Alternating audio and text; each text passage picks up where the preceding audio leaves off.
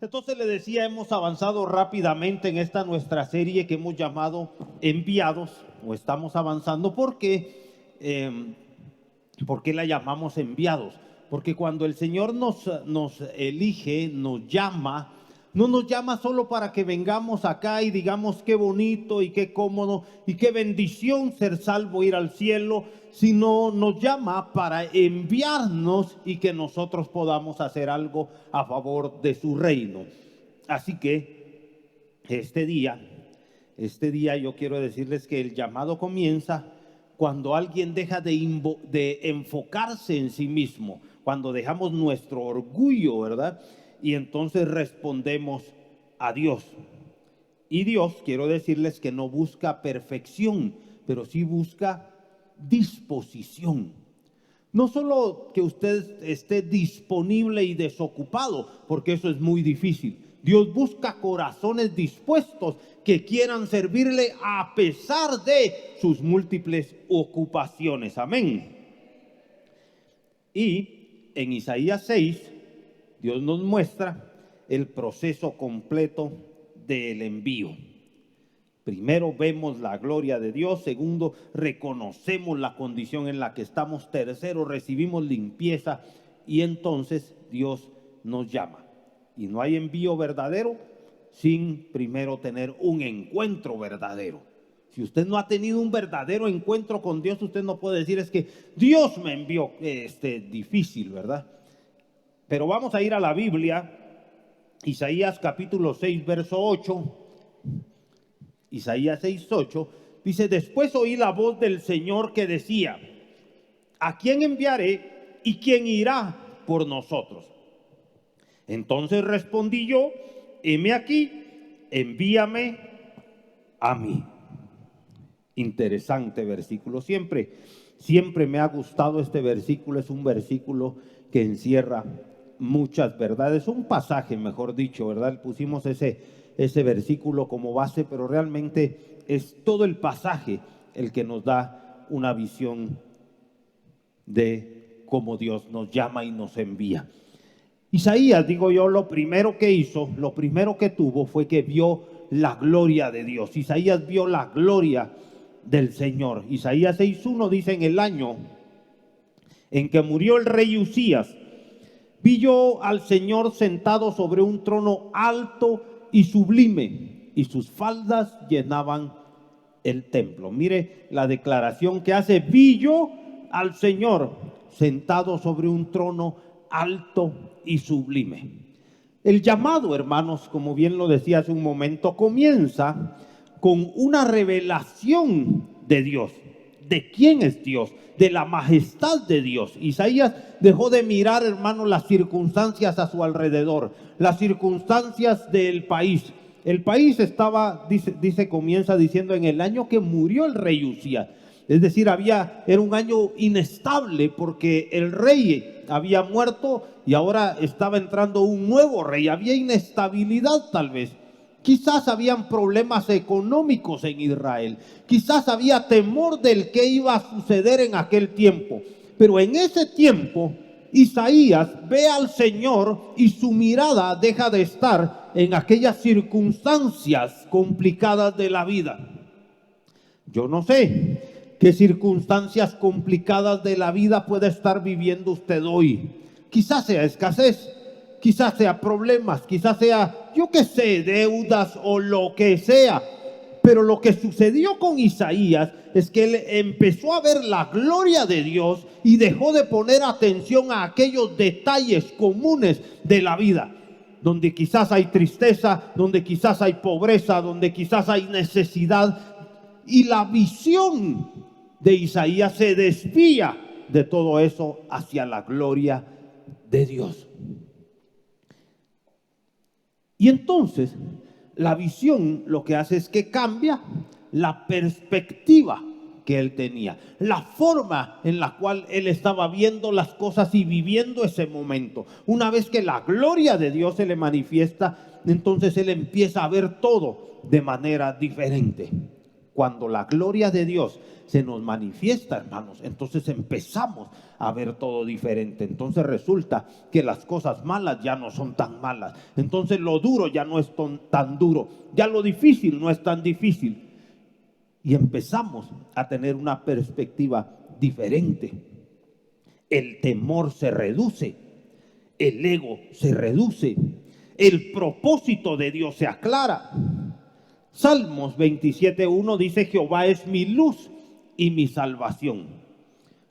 Bueno, el salmista declara que el Señor es su luz y su salvación. Y entonces declara este interrogante: ¿de quién temeré? Porque el temor se reduce cuando usted está metido en la gloria de Dios, cuando usted tiene la presencia de Dios, cuando usted tiene el respaldo del gigante, poderoso gigante de Israel, ¿verdad? Entonces las cosas cambian. Y entonces dice el salmista: ¿de quién temeré? Jehová es la fortaleza de mi vida, ¿de quién he de atemorizarme? Cuando la gloria de Dios se nos presenta, entonces nuestra perspectiva de la vida cambia. Usted nos ha encontrado quizás gente de esa que usted le pregunta: ¿y cómo está aquí pasándola? Como pasando el agua, está cayendo un aguacero tan fuerte, aquí estoy pasándola, dice. ¿Cómo está, hermano? Ya sabe, ahorita se me quedaron viendo algunos, porque aquí en la iglesia tuvimos una hermana que uno le preguntaba: ¿y cómo está, hermana? Y ella decía: como la mojarra, así, más o menos. Es evidente que las personas que hablan así aún no han tenido una revelación de la gloria de Dios. Porque el que tiene una revelación de la gloria de Dios, entonces de repente su perspectiva de la vida ha cambiado. Ya no está así. Ahora se mantiene así. Y quiero decirle que yo tuve un compañero de trabajo, un vendedor. Yo era supervisor de ventas, él era vendedor, era cristiano. Y yo le decía: ¿cómo estamos, Eugenio? Y él decía: como el águila. Y yo ahora veo que aquel Eugenio tenía la gloria de Dios. Porque cuando uno tiene la gloria de Dios, su perspectiva de la vida cambia. Amén. Amén. Y en esta iglesia, hermano, nosotros declaramos que tenemos la gloria de Dios. Y usted tiene que cambiar su perspectiva de la vida. Ya no puede andar como la mojarra, ya no puede andar ahí más o menos, ya no puede estar solo pasándola. Tiene propósito en su vida, tiene perspectiva para su vida, tiene algo que hacer. Usted es útil y es valioso, ¿lo cree? Bueno, medio lo creen, hermanos, porque no les oí un amén así como del que de verdad lo cree. Pero lo que estoy diciendo es que a Isaías se le presenta la gloria de Dios y él ve al Señor alto y sublime y su perspectiva cambia. Eso es lo primero. Pero la visión de Dios no solo nos cambia la perspectiva, sino la visión de Dios nos hace vivir asombrados de cómo es Dios. Nos hace estar extasiados del Dios tan grande, del Dios tan maravilloso, del Dios tan poderoso, del Dios que hace maravillas, del Dios que hace milagros, del Dios que no tiene límites, del Dios que provee. Y entonces, hermano, empezamos a vivir asombrados. Y cuando estamos asombrados, entonces estamos capacitados para que Él nos envíe, para que Él nos mande a ejecutar su propósito. El activismo espiritual, hermano, sin una adoración, ¿saben qué termina? Termina en un cansancio. ¿Por qué cree que hay gente que está sirviendo un día y al otro día ya no está? Porque no tenía la gloria de Dios. Porque lo que sucedió es que lo estaba haciendo porque todos lo hacen. Y entonces, ¿en qué paró? Paró en cansancio, paró en desgaste, paró en un vacío. Amén.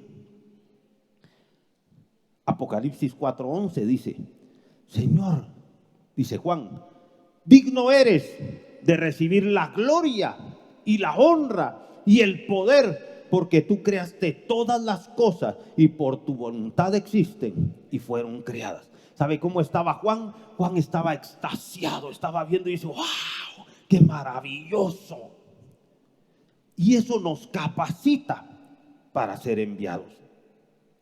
Lo que le estoy diciendo es que Isaías vio la gloria de Dios, que Juan vio la gloria de Dios y eso los capacitó.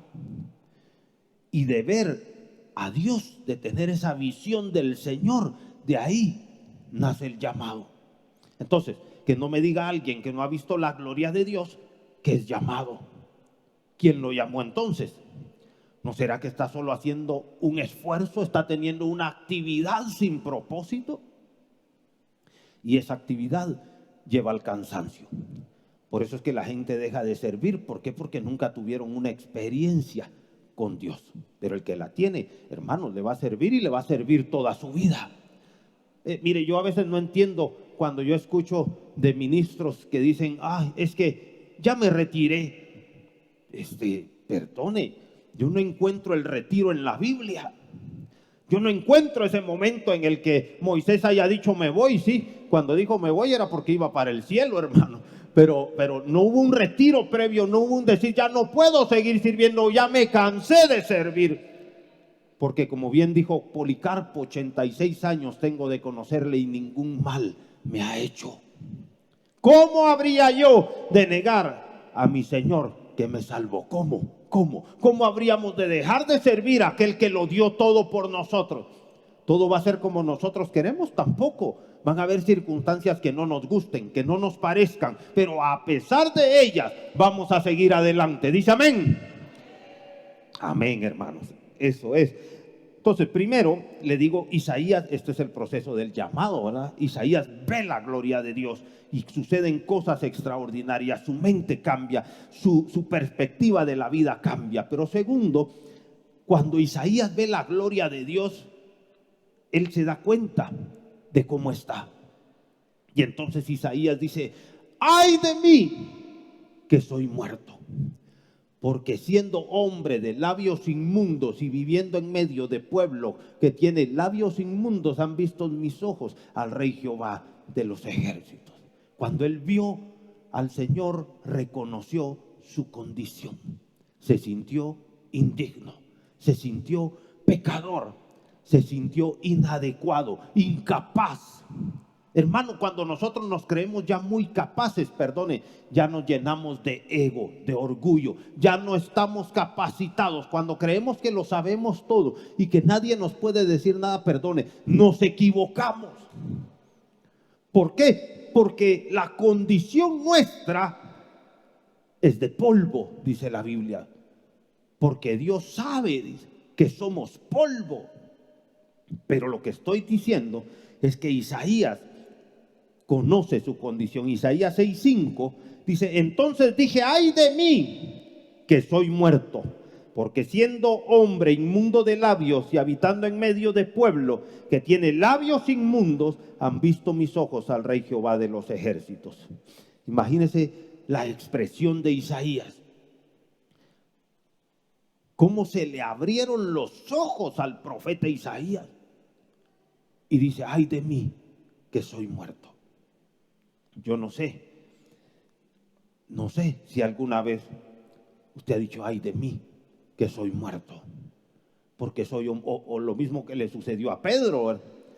Llega Jesús a la barca y le dice, ¿puedo usar tu barca? Y Pedro se hinca y le dice, aléjate de mí que soy hombre pecador. No sé si alguna vez usted se ha sentido de esa forma, decir, Señor, te fallé otra vez, perdóname. No sé, pero yo le digo que aquel que encuentra la gloria de Dios de repente se da cuenta de la condición en la que está. Es pecador, está sucio, es mentiroso, es ofensivo, su hablar no es correcto. Yo qué sé, encontramos que no somos la clase de persona que debiéramos, hermano. Y eso le pasa a Isaías, porque el encuentro con Dios revela lo que realmente somos. No como nos vemos el domingo, porque el domingo todos se peinan, digo yo. Algunos tal vez no, pero Pero digo, el domingo bien planchaditos, bien arregladitos, hasta se bañan. Entonces, pero lo que realmente somos, pero lo que realmente vivimos, eso se desnuda solo en la presencia de Dios, hermano. Porque el ojo de Jehová, dice la Biblia, está en todo lugar. Así que aunque yo esté metido en mi cuarto, en lo más oculto, donde nadie me ve, Dios sí me ve. Y Dios conoce mi corazón y mi más profundo pensamiento, hermano. Así que Isaías reconoce y dice: ay de mí, que soy muerto. Salmo 139, 23 y 24 dice: examíname, oh Dios, el salmista, y conoce mi corazón. Pruébame y conoce mis pensamientos y ve si hay en mí camino de perversidad y guíame por el camino de la vida eterna. Hermano, cuando la gloria de Dios aparece, cuando nosotros nos exponemos delante de Él, entonces Él va a ver si hay orgullo, si hay pecado, si hay autosuficiencia, si hay una doble vida tal vez.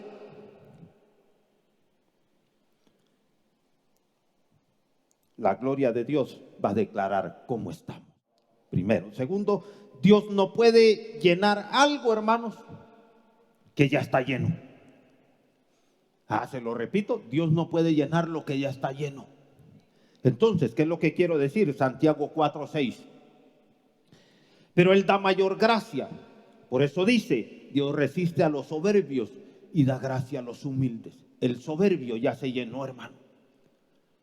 Ya se llenó él solo. Ya se cree el grande. Ya se cree el perfecto. Ya se cree el mejor. Ese que ya está lleno, Dios no lo puede llenar. ¿Qué necesitamos? Necesitamos un reconocimiento de nuestra condición. Necesitamos un reconocer que somos dobles, que somos mentirosos. Hermano, si usted dice mentiras, por favor, llegue delante de Dios con claridad y dígale: Señor, perdóname, soy un mentiroso.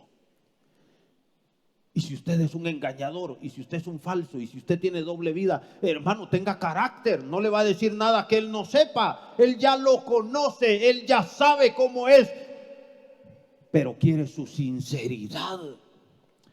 Pero quiere que usted se vacíe para que él pueda entonces llenarlo. Amén. Y por supuesto, seamos sinceros. No le vamos a decir nada que él no sepa, porque la confesión sincera, hermanos, es antes del envío. Dios le va a enviar, pero sí necesita que usted sea sincero, no que sea perfecto. Dios sabe que no somos perfectos, hermanos. Dios nos conoce. Dios conoce nuestros pensamientos. Dios conoce nuestras acciones. Dios sabe cómo es usted en el trabajo. Uy, dijo ahorita.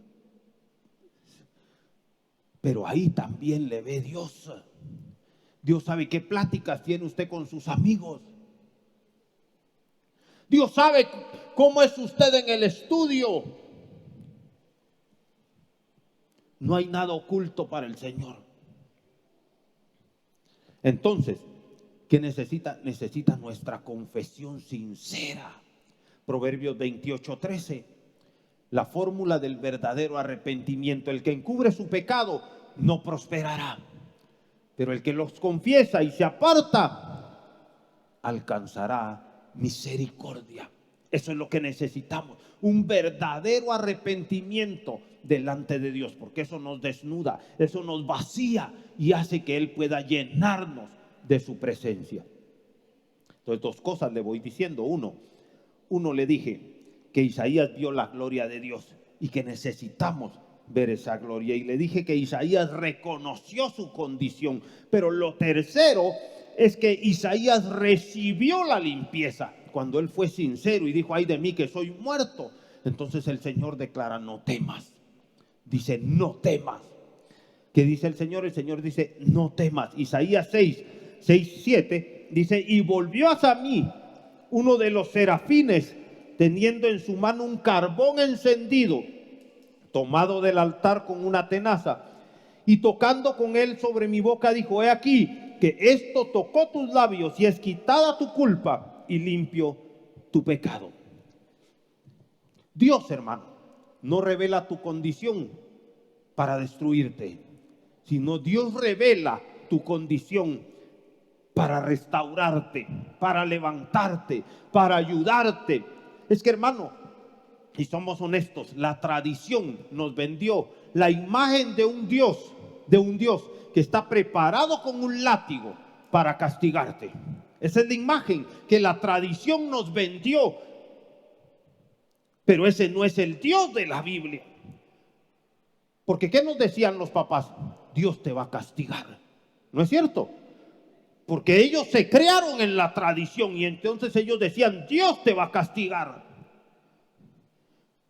Porque la imagen que ellos tenían de Dios era un viejito de barba blanca con un látigo en la mano, listo para castigarte cuando tú tengas un error. Pero el Dios que la Biblia nos describe es diferente. Un Dios que dice que es tardo para la ira y grande en misericordia, que se duele del castigo. Así que cuando Él revela nuestra condición, no es para destruirnos, es para restaurarnos, es para levantarnos, es para usarnos, hermano, para su gloria. Dice amén. Y Dios va a limpiar a aquel que llama. Dios llama a Isaías y lo limpia.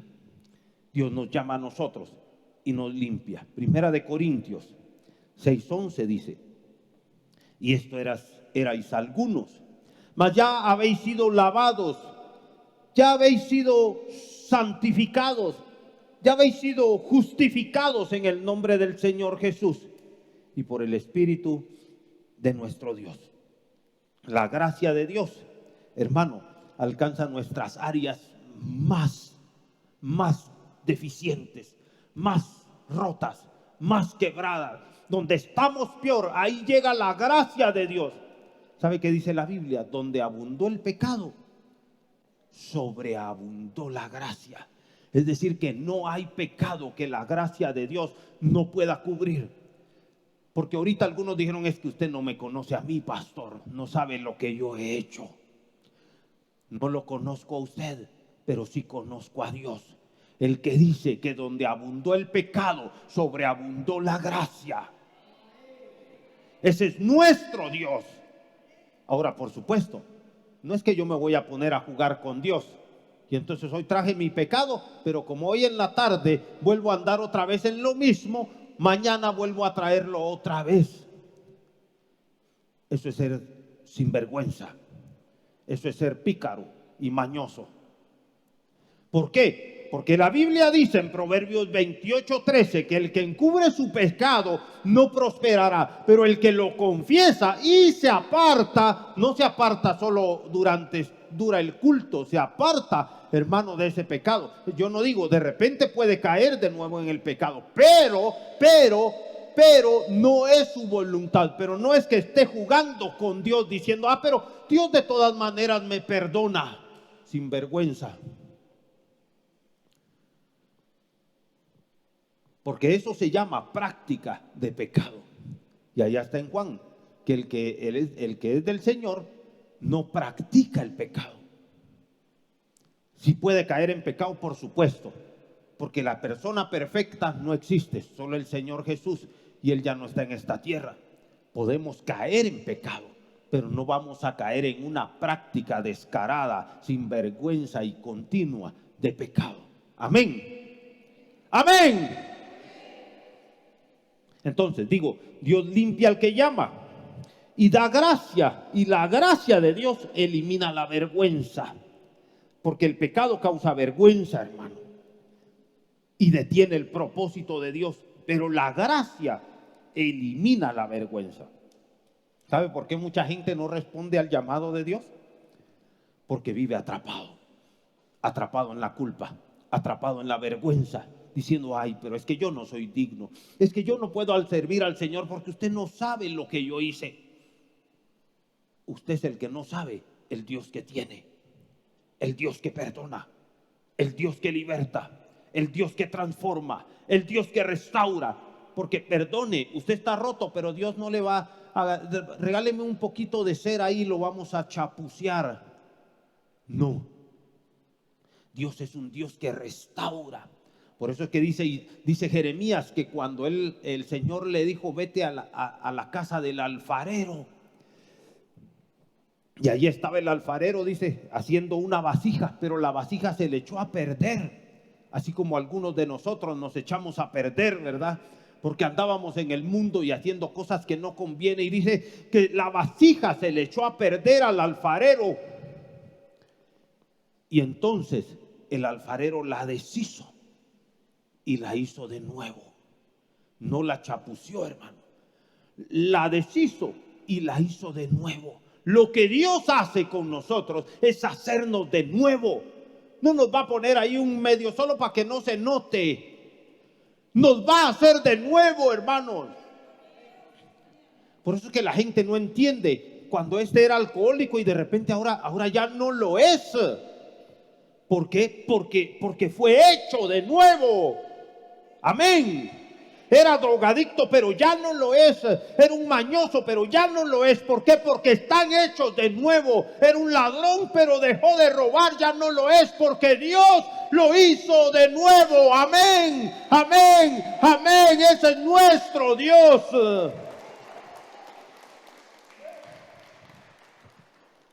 Entonces ya no tengamos vergüenza, hermanos. Lleguemos a la gracia de Dios, agarrémonos de la gracia de Dios y entonces vayamos a Romanos 8:1. Ahora pues, ninguna condenación hay para los que están en Cristo Jesús. No para los que estaban, no para los que un día se acercaron, para los que están en Cristo Jesús, para los que se mantienen en Cristo Jesús. Ninguna condenación hay para los que están en Cristo Jesús. Los que no andan conforme a la carne, sino conforme al Espíritu. Así que si tú estás en Cristo, ya no te sientas condenado. Él ya quitó tu culpa. Él ya lavó tu pecado. Y ninguna condenación hay para ti. 3 cosas le dije. 1, le dije que Isaías vio la gloria de Dios y le dio una nueva perspectiva. Le dije que Isaías reconoció su condición. Usted tiene que reconocer su condición. 3, le dije que Isaías recibió la limpieza de su vida. Y 4, Isaías respondió al llamado. Isaías respondió al llamado. Isaías 6:8 que leímos al principio. Después oí la voz del Señor que decía: ¿a quién enviaré? ¿Y quién irá por nosotros? Entonces respondí yo: heme aquí, envíame a mí. El propósito de Dios requiere respuesta humana, requiere tu respuesta, requiere tu respuesta. Dios hizo una pregunta pública, hermano. Isaías dio una respuesta personal. Dios hizo una pregunta pública. Eso quiere decir que esa misma pregunta es la que el Señor sigue haciendo el día de hoy. ¿A quién enviaré? ¿Y quién irá por nosotros? Es una pregunta que sigue resonando en el aire y que el Señor te la hace hoy a ti. ¿A quién enviaré? ¿Y quién irá por nosotros? Y así como Isaías tuvo una respuesta positiva para el Señor y dijo: heme aquí, envíame a mí. Tú hoy tienes la oportunidad de dar una respuesta al Señor. Dios sigue buscando personas no desocupadas, porque hay desocupados que quieren seguir así, sin hacer nada. Pero hay gente que hoy día está ocupada, que está haciendo negocios, que está trabajando, que se está esforzando en la vida, que está estudiando. Pero dentro de todo eso decide levantar la mano y decir: heme aquí, envíame a mí. Esos son los que Dios está buscando. Gente dispuesta, no solo disponible. Hay muchos disponibles que no quieren hacer nada. Y si están disponibles, de repente por algo están tan disponibles. Pero la gente ocupada, pero dispuesta, esa es la que el Señor está buscando. Dios te está buscando hoy. Lucas capítulo 10 verso 2 dice: y les decía, la mies, la verdad, es mucha. En la obra hay mucho que hacer, hay mucho trabajo, pero los obreros, dijo él, son escasos, hay pocos. Gente que de verdad quiera trabajar, gente que de verdad se quiere esforzar, gente que quiera hacer la obra de todo corazón, esa es escasa. Así que tienes que pensar cómo quieres responder al Señor. Primero Samuel 16:7 dice: y Jehová respondió a Samuel: no mires a su parecer ni a lo grande de su estatura, porque yo lo desecho. Porque Jehová no mira lo que el hombre mira, pues el hombre mira lo que está delante de sus ojos, pero Jehová mira el corazón. ¿Qué hay en tu corazón este día? ¿Qué hay en tu corazón? ¿Amas a Dios de verdad? ¿Estás ocupado? Qué bueno. A ti te está buscando el Señor.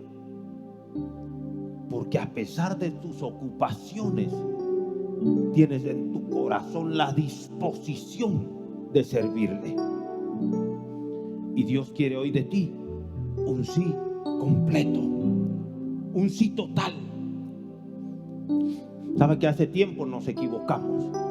Porque empezamos nosotros a hacer la obra y nos decían: no importa si tienes que dejar tu estudio para servir al Señor. Yo no creo eso. Creo que el Señor no quiere que dejes tu estudio. Antes rechazábamos buenos empleos para poder servir al Señor, pero creo que eso es un error. Porque creo que el Señor te quiere usar ahí donde tú estás. Si estás estudiando, Dios te va a usar para bendecir a las personas con las cuales tú estudias. Si tú estás trabajando y te lleva mucho tiempo, sí, pero Dios te va a usar para bendecir a esas personas con las cuales tú trabajas, con las cuales tú haces negocios. Eso es. Pero Dios espera que tú digas: sí, yo aquí estoy, envíame a mí. Lucas 9:62 dice: y Jesús les dijo: ninguno que poniendo su mano en el arado y mira hacia atrás es apto para el reino de Dios. Completamos el proyecto esta semana y yo quiero decirle, le conté el otro día la oportunidad de hablarle 5 minutos a las personas cada inicio de jornada laboral. Y esta última noche que yo iba a estar, les dije: ¿sabe qué? Les hablé sobre la actitud de seguridad que tenían que tener y cómo se relaciona con las personas que nosotros amamos, cómo la motivación para actuar de forma segura es nuestra misma familia, aquellos que nos esperan. Pero dentro de todo les dije: pero de todas formas, usted tal vez está diciendo: yo ya no tengo nadie que me quiera, porque de repente hay, ¿verdad? Pero les dije: pero sí hay un Dios que los quiere. Increíble. Pero después el albañil jefe de ellos me pidió mi número y me dijo: mire, deme su número, así, por cualquier cosa, me dijo. Y la muchacha de casco rojo al final se despidió de mí. Pero es increíble cómo la gente se da cuenta del interés que uno le pone a las personas. Y no solo salimos del chance, ¿no? sino les pusimos interés. Les dijimos que ellos eran importantes, que eran valiosos. Les levantamos su estima en este tiempo. Así que Dios puede usarnos, no importa el lugar donde estemos, hermano. Siempre va a haber una persona, y es increíble. Yo siempre he dicho que Sarita y Susi son de esas personas que tienen la facilidad para que los demás les cuenten sus intimidades. Y yo nunca me había considerado muy así, pero de repente en este proyecto estoy trabajando con un arquitecto, y el arquitecto me cuenta que está en un proceso difícil en su vida y que padece de una enfermedad crónica por 25 años. Y aunque no lo crean, conocí bastante a esta gente en este tiempo. Yo sé, de repente alguien diría, pero es que esa no es la mejor forma de hacer ese trabajo. Bueno, será la idea de alguien, pero de la mayoría de personas sé de dónde vienen. Teníamos 2 muchachos albañiles que venían de Cobán. Teníamos un muchacho ayudante de albañil que él venía de Puerto Barrios. Teníamos 2 que venían de Santa Rosa, de un lugar que se llama El Molino. Tenía uno de San Juan Zacatepeques, uno de Villanueva. Lo que estoy diciendo es que cuando nosotros le mostramos interés a las personas, ellos se dan cuenta, hermano. ¿Usted le ha mostrado interés a las personas con las que trabaja? ¿Sabe quiénes son? ¿Sabe dónde viven? ¿Sabe sus necesidades, sus condiciones? ¿Alguna vez le ha contado? ¿Se ha interesado por ello? Es increíble cómo la gente nota que hay un interés genuino en nosotros. Así que yo los desafío, hermanos, los desafío a que dejen de ser solo el que está ahí y haciendo lo que debe. Haga un poco más, interésese un poco más. Usted se va a dar cuenta cómo la gente va a empezar a reaccionar a usted. Por supuesto, sea siempre prudente, sea siempre discreto, pero interésese, sea humano. La gente está buscando en esta generación humanos. Uy, no se haga usted el perfecto. Pecadores, se los va a llevar el diablo a todos ustedes. No, ya los perdió, hermano, ya los perdió. Sea humano, muéstrese con las personas, interésese por el necesitado, y entonces vamos a poder hacer de verdad la obra del Señor y decir: Señor, aquí estoy.